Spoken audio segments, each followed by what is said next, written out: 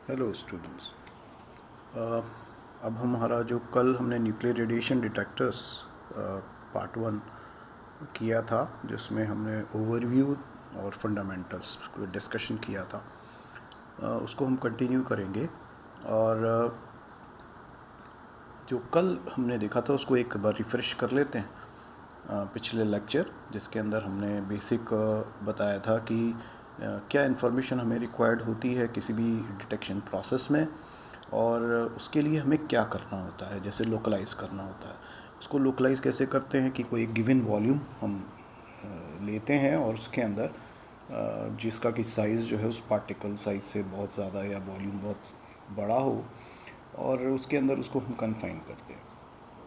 इसमें हमने charge particles की भी बात की थी, और किस तरह की एनर्जीज़ हमें इन्वॉल्व होंगी उसका भी देखा था।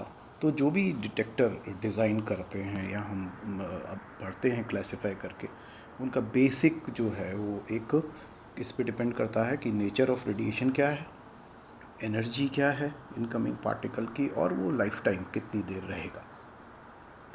और उस पर हमने ये देखा था कि ये जो डिटेक्टर्स हैं उनका एक कैटेगरी है जिसके अंदर की एक तो गैस फील्ड बताए थे, जिसमें ionisation chamber, proportional counters and Geiger Muller counters.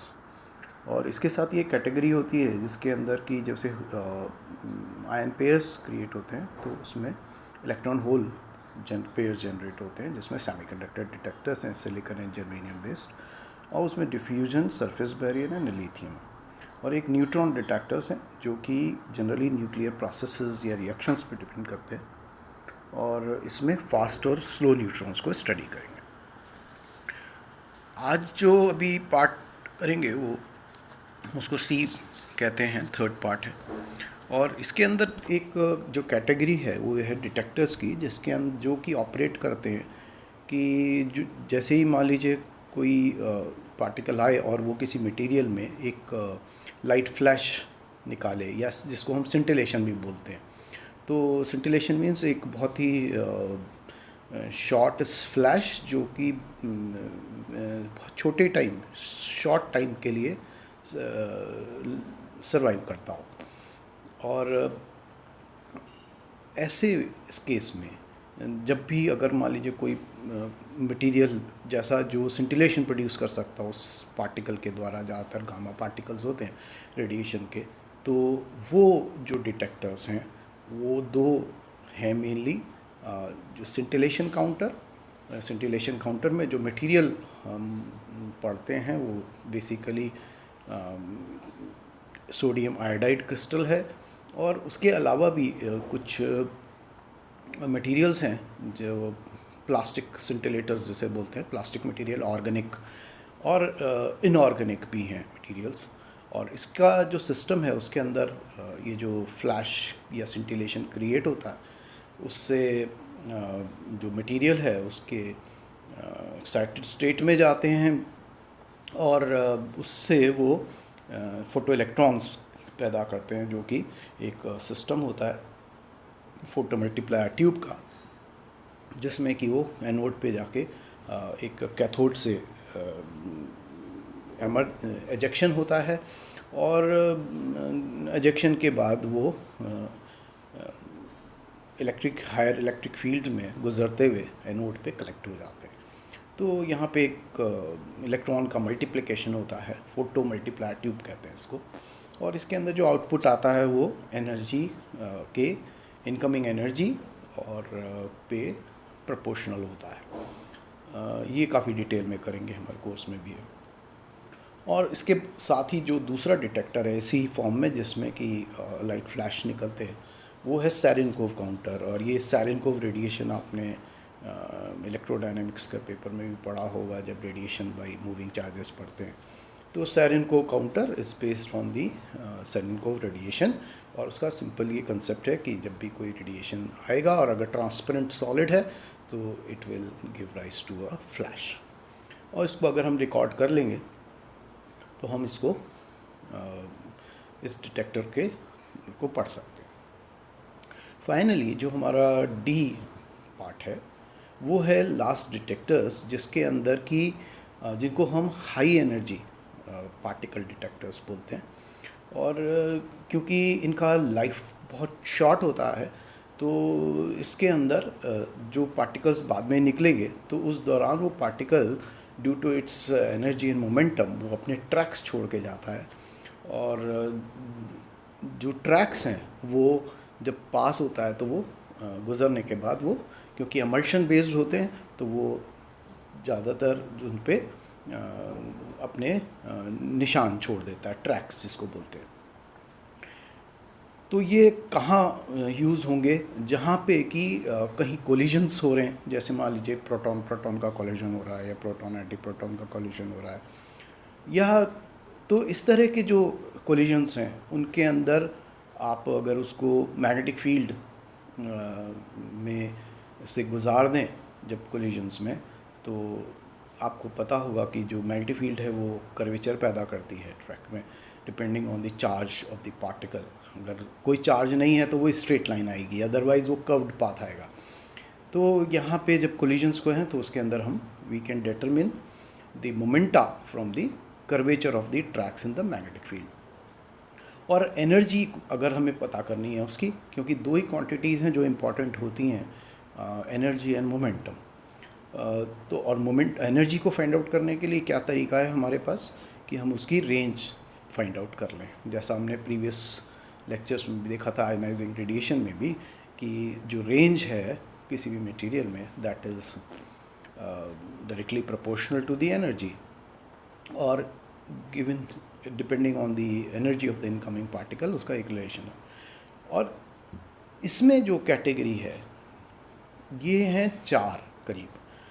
पहला है फोटोग्राफिक एमल्शन, जिसके अंदर की एक कुछ क्रिस्टल्स जैसे कि सिल्वर हेलाइड्स हैं, सिल्वर ब्रोमाइड, सिल्वर क्लोराइड, तो सिल्वर हेलाइड्स 7th ग्रुप के।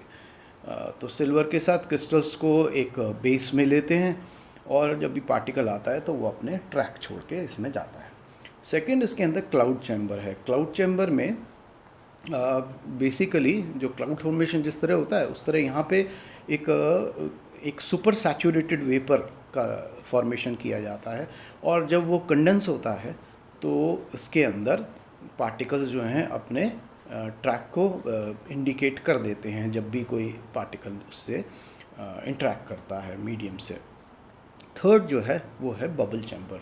बबल चैम्बर में क्या होता है कि यहाँ पे जो आयनाइजिंग पार्टिकल्स है वो जो क्लाउड चैम्बर से निकले आए हैं वो जैसे मान लीजिए बहुत ही लो इसका हाइड्रोजनस टाइप मटेरियल हो, तो उसके अंदर क्या होगा कि वो अपने ट्रैक्स जो है वो वहाँ इवॉल्व कर देगा बबल्स के फॉर्म में, तो ये बबल चैम्बर हुआ। और लास्ट जो है वो हमारा स्पार्क चैम्बर है। स्पार्क चैम्बर में बेसिकली गैस चैम्बर होता है ये, और इसके अंदर मेटल प्लेट्स होती हैं जिसके अंदर कि जब भी वो पार्टिकल गुजरता है तो वो एक जिस तरह आर्क प्रोड्यूस होती है उस तरह से एक it will produce spark which can be detected. और ये एयर में भी कर सकते हैं ऐसा स्पार्क चैम्बर को बनाना भी इजी है ये। लेकिन अब जितने भी डिटेक्टर्स हैं हमने अब टोटल अगर काउंट करें तो 1 2 3 12 करीब हमारे पास जो 12 और 14 है ना, तो 14 के करीब हमारे जो हैं ये डिटेक्टर्स हैं। लेकिन ये सारे जो डिटेक्टर्स हैं वो सारी इन्फॉर्मेशन प्रोवाइड नहीं करते हैं, क्योंकि इनकी अपनी अपनी रेस्ट्रिक्शंस हैं इन डिटेक्टर्स की। और ये डिटेक्टर्स जो हैं जब रेस्ट्रिक्शंस हैं तो वो पैरामीटर्स हैं जिन पे कि के द्वारा वो रेस्ट्रिक्शंस इम्पोज होती हैं, जिसमें पहला है, जैसे अगर हम एग्जांपल्स हम ले लेते हैं तो स्पेशियल रेजोल्यूशन। स्पेशियल का मतलब होता है स्पेस में, मींस कितना गिवन वॉल्यूम है उसका लिमिट कर देता है कि वो पार्टिकल मान लीजिए अब आपने कन्फाइन कर दिया स्मॉल, लेकिन गामा तो लॉन्ग डिस्टेंसेस भी कवर करता है, जबकि हीलियम जो है अल्फ़ा पार्टिकल्स वो बहुत शॉर्ट डिस्टेंस में हो जाता है। तो यहाँ पे रेस्ट्रिक्शंस पहले स्पेस की। दूसरा है टेम्पोरल, टाइम का रेजोल्यूशन ना। तो रेजोल्यूशन मींस टाइम में मतलब अगर वो बहुत जल्दी डिके हो रहा है या बहुत ज़्यादा डिके लेट हो रहा है तो डिटेक्टर जो है वो उसको फाइंड आउट नहीं कर पाए, उसको रिजोल्यूट नहीं कर पाए उनके डिफरेंस में आने में और उसके डिके में, या जो आयनाइजेशन प्रोसेस हो रहा है, तो वो टेम्पोरल रेजोल्यूशन।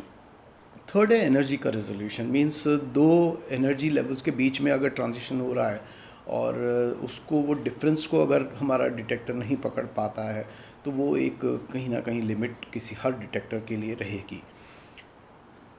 चौथा है कि रिस्पॉन्स टाइम, मींस कितनी देर में वो उसको डिटेक्ट कर पाएगा। मान लीजिए कोई का माइक्रो सेकंड में आ रहा है तो वो क्या उसको रिस्पॉन्ड कर पाएगा या नहीं कर पाएगा डिटेक्टर, क्योंकि अगर उसका रेजोल्यूशन इसमें नहीं है रिस्पॉन्स टाइम कि वो शॉर्ट ड्यूरेशंस को मेजर कर सके। मान लीजिए किसी का मिली सेकेंड ही है तो उस मिली सेकेंड से माइक्रो सेकेंड वाले को तो पार्टिकल को नहीं कर पाएगा वो, तो उसके लिए वो, तो ये एक लेक्यूना रह जाता है। और चौथा है एक कि एफिशिएंसी क्या हो डिटेक्टर की, मीन क्या संभावना है कि वो पर्टिकुलर अल्फ़ा को करेगा या बीटा को करेगा या गामा को करेगा। इस तरह से ये डिटेक्टर्स की अपनी एक लिमिटेशंस भी हैं जो कि उसके ऑपरेशन को प्रभावित करती हैं। अब इसके अंदर एक जो कंसेप्ट सभी में लागू होता है और हम आगे पढ़ेंगे भी उसके बारे में कुछ डिटेल में जब हमारे डिटेक्टर्स हम पढ़ेंगे इंडिविजुअली, तो इसके अंदर अगर हम अमल्शन और सॉल्यूशन टाइप्स को छोड़ दें तो सब में एक जिस टेम्पोरल की बात की थी उसके अंदर रिजोल्यूशन में और रिस्पांस टाइम में को अगर कंबाइन करें तो हम दो टाइम्स को क्लियरली डिफाइन कर सकते हैं। एक तो है डेड टाइम और एक रिकवरी टाइम। तो ये क्या होता है, जब पल्स बनती है और पल्स बनने के बाद एक पल्स गई और उसके बाद मान लीजिए दूसरी पल्स आनी है, मींस एक आयन पेयर जब फॉर्म हुआ तो इलेक्ट्रॉन कलेक्ट हुआ, उसके बाद दूसरा इलेक्ट्रॉन कलेक्ट लगातार होते जाएंगे। तो एक के दूसरे में कितना जो टाइम रह जाए, जो डिफरेंस हो, वो जो है हमारा जिसके अंदर डिटेक्टर अपने आप को वापस तैयार करता है कि मुझे नई काउंटिंग करनी है। तो एक काउंट हो गया, उसके बाद दूसरा काउंट करना है, तीसरा काउंट करना है। तो ये जो है ये टाइम जो है वो डेड टाइम कहलाता है। जैसे तो इसको हम डिफाइन करें तो कि डिटेक्टर जैसे after detecting A particle lose their sensitivity for a certain period, ठीक है, क्योंकि उसको टाइम लगता है रीसेट करने में। और आप जानते हैं इलेक्ट्रॉनिक्स पढ़ते हैं तो इलेक्ट्रॉनिक्स में जब पल्स होती है तो एक पल्स का राइज एंड फॉल आप इस तरह से समझें। तो यू हैव तो ये जो जब राइज फॉल होता है उसके बाद एक टाइम का डिफरेंस हरदम रहेगा। तो ये जो एक पल्स और दूसरे पल्स के बीच में उस दौरान डिटेक्टर जो है वो इनसेंसिटिव हो जाता है, डिटेक्ट नहीं कर रहा होता है। कोई बीच में पल्स आ गई अगर उससे स्मॉल की वैल्यू की तो उसको नहीं कर पाएगा। तो ये कई बार 100 माइक्रो सेकेंड का डेड टाइम जो है वो नॉर्मली सेंसस होता है। और जैसे जैसे यूज़ होती जाती हैं ट्यूब्स तो वो ये टाइम भी जो है वो बढ़ता चला जाता है। तो जैसे हमारे लैब में है वो करीब 100 मिली सेकेंड के करीब आता है डीएम काउंटर में।